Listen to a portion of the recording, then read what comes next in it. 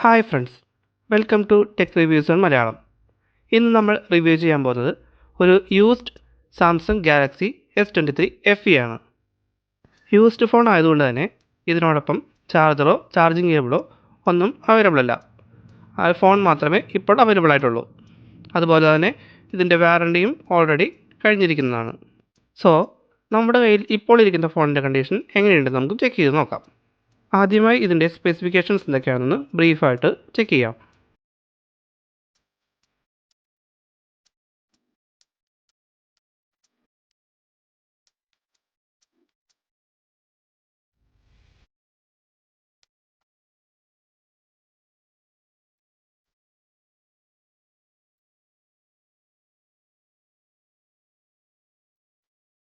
സാംസങ്ങിൻ്റെ One UI വരുന്ന ഇതിന് നല്ല സ്മൂത്ത് ആൻഡ് ഫാസ്റ്റ് ആനിമേഷൻസ് ആയതുകൊണ്ട് തന്നെ നോർമൽ യൂസേജിന് ലാഗ് ഒട്ടും തന്നെ ഫീൽ ചെയ്യുന്നില്ല.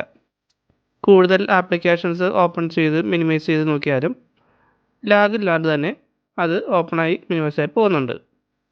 In display optical fingerprint സെൻസറിൻ്റെ പെർഫോമൻസും ഫാസ്റ്റ് തന്നെയാണ്.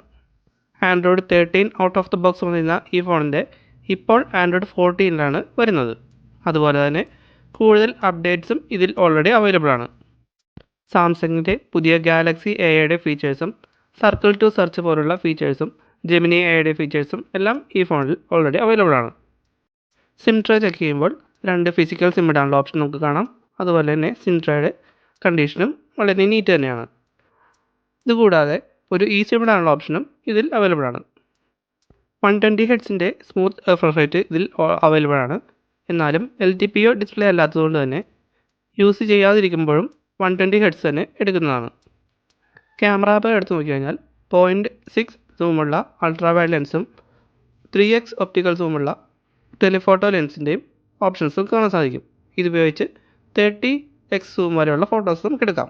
കൂടാതെ മറ്റ് സാംസങ് ഫോണുകളിൽ കണ്ടുവരുന്ന വിവിധതരം ക്യാമറ മോഡ്സ് ഇതിനകത്ത് കാണാൻ സാധിക്കുന്നതാണ്. അപ്പോൾ നമുക്ക് ഈ ഫോണിലെടുത്ത ചില ഫോട്ടോസ് സാമ്പിൾസ് ഒന്ന് പരിശോധിക്കാം. കൂടുതൽ സാമ്പിൾസ് TRC മലയാളം എന്ന ഫേസ്ബുക്ക് പേജിൽ അപ്ലോഡ് ചെയ്തിട്ടുണ്ട്. നിങ്ങൾക്ക് ആവശ്യമെങ്കിൽ അതും ചെക്ക് ചെയ്ത് നോക്കാവുന്നതാണ്.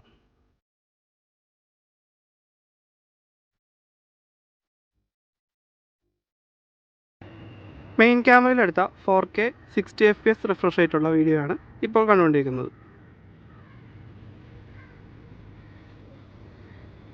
ഫുൾ HD റെസൊല്യൂഷനിൽ 30 FPS അൾട്രാ വൈഡ് ക്യാമറയിലെടുത്ത വീഡിയോ ആണ് ഇപ്പോൾ കണ്ടുകൊണ്ടിരിക്കുന്നത്.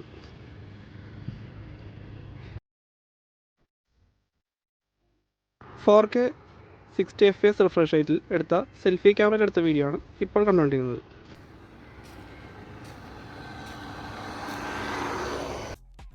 Video and audio playback check ചെയ്ത് കഴിഞ്ഞാൽ സാംസങ്ങിൻ്റെ AMOLED ഡിസ്പ്ലേയും സ്റ്റീരിയോ സ്പീക്കേഴ്സും വളരെ മികച്ച വ്യൂയിങ് എക്സ്പീരിയൻസ് നമുക്ക് തരുന്നുണ്ട്.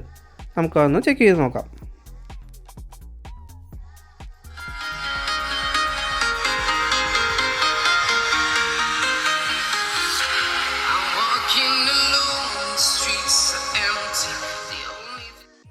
ഗെയിമിംഗ് പെർഫോമൻസ് ചെക്ക് ചെയ്ത് കഴിഞ്ഞാൽ നല്ല ഹൈ ഗ്രാഫിക്സ് ഉള്ള ഗെയിംസൊക്കെ ഇതിനകത്ത് കളിക്കാൻ സാധിക്കുമെങ്കിലും ഹീറ്റിംഗ് ഒരു ഇഷ്യൂ ആണ്. കാരണം കുറച്ച് നേരം കളിക്കുമ്പോൾ തന്നെ ബാക്ക് സൈഡിൽ നല്ല ഹീറ്റ് നമുക്ക് ഫീൽ ചെയ്യുന്നുണ്ട്. ഹീറ്റ് കൺട്രോൾ ചെയ്യാനുള്ള ഓപ്ഷനൊക്കെ ഇതിനകത്ത് ഗെയിം മോഡ് എന്ന രീതിയിൽ കൊടുത്തിട്ടുണ്ടെങ്കിലും ലോങ് ടൈം ഗെയിമേഴ്സിന് ഇത് റെക്കമെൻഡ് ചെയ്യുന്നില്ല. എന്നാൽ ക്യാമറ യൂസേജിന് വലിയ ഹീറ്റൊന്നും ഫീൽ ചെയ്തില്ല. സോ നമുക്കിനി ഇതിൻ്റെ ഫിസിക്കൽ കണ്ടീഷൻസ് ഒന്ന് ചെക്ക് ചെയ്ത് നോക്കാം. ഫ്രണ്ട് ഗ്ലാസ്സിൽ ഓൾറെഡി ഒരു ടാമ്പേർഡ് ഗ്ലാസ് ഇതിനകത്ത് കൊടുത്തിട്ടുണ്ട്. അതുകൊണ്ട് തന്നെ അത് പീൽ ചെയ്തിട്ട് നമുക്ക് വേണമെങ്കിൽ യൂസ് ചെയ്യാം. ഫ്രണ്ട് ഗ്ലാസ്സിൽ വേറെ സ്ക്രാച്ചസോ ഒന്നും തന്നെ ഇല്ല. സൈഡ് പാനൽസ് ചെക്ക് ചെയ്ത് കഴിഞ്ഞാലും വലിയ വിസിബിളായിട്ടുള്ള സ്ക്രാച്ചസ് ഇല്ല. ആകെ ഉള്ളത് താഴ്ഭാഗത്ത് കാണുന്ന ഈ മൈന്യൂട്ടായിട്ടുള്ളൊരു സ്ക്രാച്ചാണ്.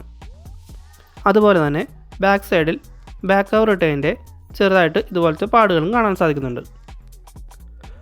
ബാക്ക് പാനൽസ് നോക്കിക്കഴിഞ്ഞാലും ക്യാമറ ലെൻസ് നോക്കിക്കഴിഞ്ഞാലും വേറെ യാതൊരുവിധ പാടുകളോ സ്ക്രാച്ചസോ ഒന്നും തന്നെ ഇല്ല. നല്ല ക്ലീൻ ആൻഡ് നീറ്റ് കണ്ടീഷൻ തന്നെയാണ് ഈ ഫോണിനുള്ളത്. ഓൺലൈൻ സൈറ്റുകളിൽ ഏകദേശം 39,000 രൂപ മുതൽ വില വരുന്ന ഈ ഫോണിന് നിങ്ങൾക്ക് വെറും 20,000 രൂപയ്ക്ക് വാങ്ങുവാൻ ആഗ്രഹിക്കുന്നുണ്ടെങ്കിൽ താഴെ കാണുന്ന സെല്ലൻട്രിക് മൊബൈൽസ് എന്ന ഷോപ്പുമായി ബന്ധപ്പെടാവുന്നതാണ്. സോ ഈ വീഡിയോ നിങ്ങൾക്ക് ഉപകാരപ്രദമായി എന്ന് തോന്നുന്നുണ്ടെങ്കിൽ വീഡിയോ ലൈക്ക് ചെയ്യുക. കൂടുതൽ ഇതുപോലുള്ള വീഡിയോസിനായി ചാനൽ സബ്സ്ക്രൈബ് ചെയ്യുക. താങ്ക്